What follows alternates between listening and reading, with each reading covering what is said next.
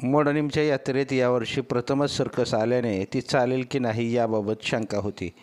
पण great tiger सर्कसमधील कलाकारांच्या चित्तथरारक कसरतीने आणि यात्रेकरूंच्या उदंड प्रतिसादाने सर्कस फक्त चाललीच नाही तर वेगाने पळाली देखील.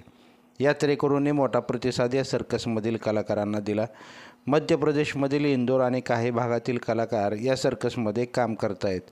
या सर्कसमधील कलाकारांचे शिक्षण जेमतेम झाले असल्याचं त्यांच्याशी संवाद साधल्यानंतर कळालं आणि उदरनिर्वाहासाठी ते या सर्कशीत दाखल होत एखाद्या अस्सल जिम्नॅस्टिकपटूसारखं ते कसरत करून दाखवतायत हे विशेष.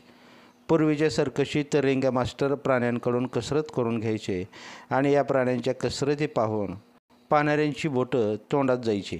पण करमणुकीच्या साधनात आणि कायद्याने सर्कशीत प्राण्यांच्या वापराची बंदी आली गेल्याने अनेक सर्कशी नामशेष झाल्या. आता प्राण्याविना ग्रेट टायगर सर्कस केवळ कलाकारांच्या कसरतीचं प्रदर्शन करत गावोगावच्या यात्रेत सहभागी होत आहे आणि मिळेल त्या मिळकतीवर सर्कस जिवंत ठेवण्याचा प्रयत्न सुरू आहेत. ग्रेट टायगर सर्कसवरचा तंबू जीर्ण झाला आहे. पुरेशी साधनं नाहीत, पण कलाकार जीव तोडून जीवावर उदार होत आपली कला सादर करत आहेत.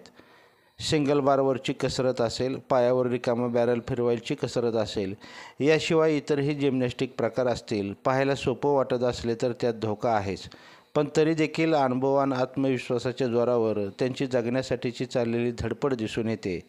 हे पाहता आणि तुम्हीही जिम्नॅस्टिक सर्कस पाहायला गेला तर राज कपूरच्या मेरा नाम जोकरमधील जीना यहाँ मरना यहाँ इसके सिवा जाना कहा हे गाणं आठवल्याशिवाय तुम्हाला राहणार नाही. खरं पाहिलं तर सर्कसमधल्या कलाकारांची जगण्यासाठी आणि आयुष्यासाठी चाललेली सर्कस पाहण्यासाठी तुम्हीही तिकीट काढून सर्कस पाहिली तर त्यांच्या जगण्यासाठीची उमेद जागवेल यात शंका नाही. आज जाताय ना मग मोडणीमच्या यात्रेतील सर्कस पाहायला?